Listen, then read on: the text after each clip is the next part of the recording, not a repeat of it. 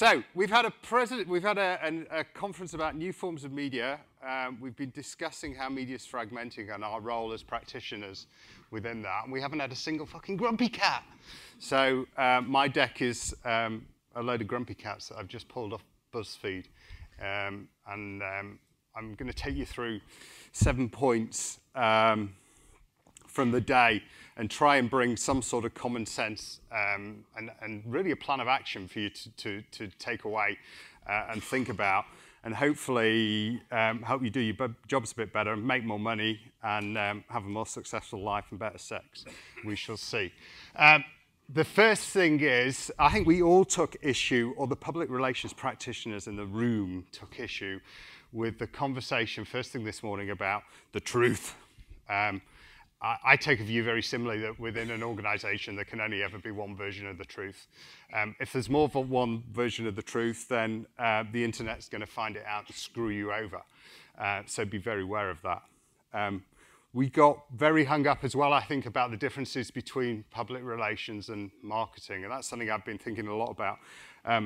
Recently, I do some work up at the University of Newcastle, working with the students up there, thinking about the role of marketing and public relations within modern organizations. And my view is very firmly that public relations isn't content marketing, but content marketing done very, very well can be good public relations. And that's because of the places that marketing and public relations start and end from. Public relations is all about relationships. The clue is in the name. Marketing is all about products and services and flogging more shit. That doesn't mean the two are contradictory, but there is a big turf war going on at the moment within every single organization. And you see that reflected within the changes within communication teams, marketing teams, and also within human resources. You also see it within agencies, with any sell-side vendor pitch at the moment. And you know, my own agency, Ketchum, and other agencies are as likely in our sector to turn up to a pitch versus an ad agency versus a digital agency versus a creative agency versus a social agency. No one, frankly, knows what the hell is going on. The big opportunity is requires us to have confidence, to sell assertively. We can only do that by being confident in what we do, frankly, to grow some balls and get on with it.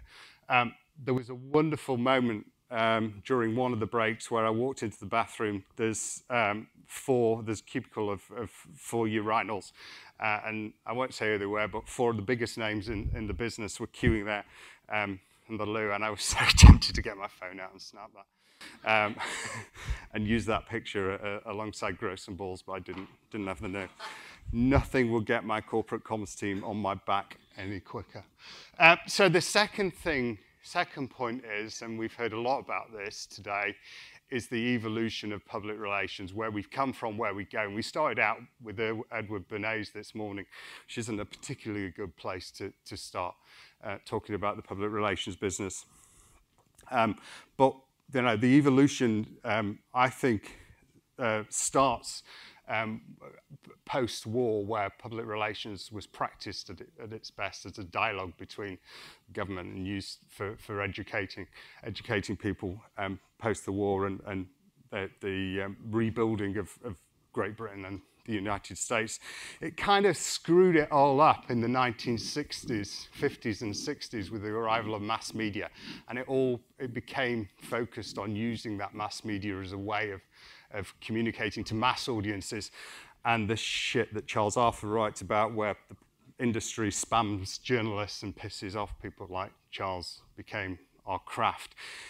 Because of the disintermediation of media, because there are fewer journalists, because any brand can now create its own channels and create relationships and communities, the business is changing, and that's the business I've written about an awful lot. It's what I try to do in my day job. And I've talked about how the business is shifting from publicity through any brand or organization creating its own forms of media. That's a website in the simplest way, but it can be any type of media at all. It's through creating new networks of influence. I mean, we used to be very firmly rooted in using journalists as our primary influence to reach an audience. Now we're using influencers right the way across different networks, from Twitter to Instagram to Facebook. And then we're shifting to creating communities. Now, communities is a much abused and misused word, but within any market, around any organization, public relations done well is about creating a community, as Robert Phillips talked about, and using that community as a way of learning, as a way of informing the business, as a way of developing the organization. And frankly, the thing that I think is going to see my career out in the next 20 years is the shift as organizations become truly social. So as public relations becomes part of every aspect of an organization, you're starting to see that already as human resources starts to use social forms of media. As customer service, you know, we all bitch on Twitter now. Twitter is our customer service hotline if we have a problem. And so as these different forms of media become part of different areas of an organization, organizations are becoming truly social. I think that's the big shift for the next 20 years. We haven't talked a lot about big data today, thank God. Conferences 4 or 5 years ago like this used to be obsessed about the rise of big data. I think something's changed in the last 18 months, and that's we've got a damn sight better at using data, at using different forms of tools, third-party tools, to understand publics, audiences, if you want to use a marketing term, and to understand what they're talking about and what they're concerned about, what's going to motivate them. And we're using that to create the content that, you know, we saw the wonderful case study from UK TV, brilliant use of data insights and listening to inform a public relations campaign. That's where every single public relations campaign should start. And so we're getting very good at defining our own workflow and working through, I've put it there at the bottom, the workflow that starts with listening, whereas marketing starts with product and services. We start with listening, with creating insights, building content that informs conversation, and then forms of community management and engagement. A lot of discussion today about other disciplines and how we can learn from other disciplines. And I think Stella Bales raised the point on one of the panels that in other industries, and SEO is the absolute best at this, there's a hacking mentality, a mentality of breaking things. There's also less fear of failure, and PR people are shit scared of failing, of getting stuff wrong. I got over that pretty early in my career, and I've made some tremendous cock-ups in my own career, and I've actually made a virtue of blogging about them and telling the stories and learning from them. The key thing is, to use Google's terminology, fail fast and move on pretty bloody quickly. So celebrate failure, but also celebrate when you win as well. And discussion about the fact that we haven't got this culture. Well, I think this culture in the last 12 months has started to come into the public relations profession, and we're learning as people like Stella are coming into the business. And there's these communities have been created. So I run a community myself called PR Stack, which is about different third-party tools, trying to make sense of where tools fit into workflow. Go and check that out, and Google will find it. Jem Griffiths, who was here from the crowd, and I runs a community of thinkers and doers that are at the early stages of their career, trying to figure out how the business is changing and reframe it. And then Stella has a community called PR Resolution that I'd really urge you to check out, because that's thinking about the intersection of public relations and SEO and different forms of content marketing. You'll get lots out of all those. Mynewsdesk also has its own community, and many of the vendors are realizing this is a really, really smart way of bringing people together to think through some of the big issues that we face. So check those out. Lots of talk of new skills. Danny Watmo said from Weber, just fail fast, just try stuff. And I'd really urge you to do that. He cited the example of trying an ad campaign on Twitter. You know, we have to embrace new forms of media. We have to embrace paid. If you want to work the algorithms on Facebook, on Twitter, you have to have some form of amplification if you want your content to have longevity, or if you want to target a particular subset of a community. And figure that stuff out and just experiment with it. And the thing is, There are so many third-party tools now.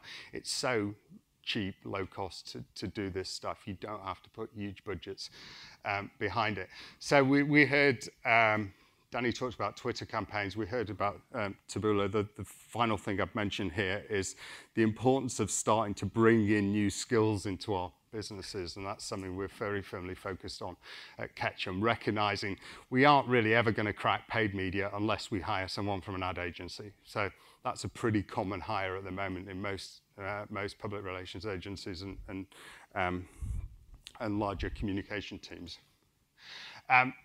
It's a really, really fantastic case study presented before lunch about the bombing in July 2005. Really, really impactful, because the story of that was the speed of this stuff now. And we've gone from having a day, 6 hours. You know, we know this stuff intuitively, but when you look at how a situation like that, a crisis like that unfolds, you can see very, very quickly what the issues are and what the challenges are. You know, we've seen that play out so many times in different crisis situations, and the organizations that have completely screwed up and got it wrong by not coming out quickly and communicating, and those that have got it right. You know, Merlin, I think, have done a good job in a difficult situation really recently around the ride that went wrong. And coming out quickly, admitting culpability, and you know, communicating, having a dialogue with all their different audiences. To do that, though, you have to use these new models that David talked about, the sort of the newsroom type model where you can react very, very quickly. You don't get locked up in the bullshit of approval processes, and you can get content out quickly. You know what you've got permission to push content out on, and you know where the limitations are, where you've got to escalate backwards and forwards. But Ketchum, we're shifting all our account teams now around to newsroom models, because we have to operate in this type of pace. Hands up who's been asked by a client or by a senior member of staff recently to do an ice bucket challenge. Right. It's like everyone at the moment wants an ice bucket challenge. M&C Saatchi, I don't know if you were following the story yesterday, have come up with a formula for how you combine creative content and planning, and you can predict what the outcome of a piece of creative is going to be. So conceivably, you could create an ice bucket challenge concept and push it out there. And whoever came up with that, I would have red flagged that the moment you said get the bucket of ice out, tip it over your head. You know, sometimes silly creative ideas just catch on. Silly stuff just sticks. Cannes is taking place next week the Festival of Creativity is taking place in Cannes next week. I'm not going. By the way, no humble brags. But that's celebrating creative excellence. And I think my leaving note from this event is we can talk about all the workflow and the processes and all that, but our business is rooted primarily in human insight, in creative ideas that get people talking and sharing and build success for the organizations that we work for. And that's it. That's me. Thank you very much.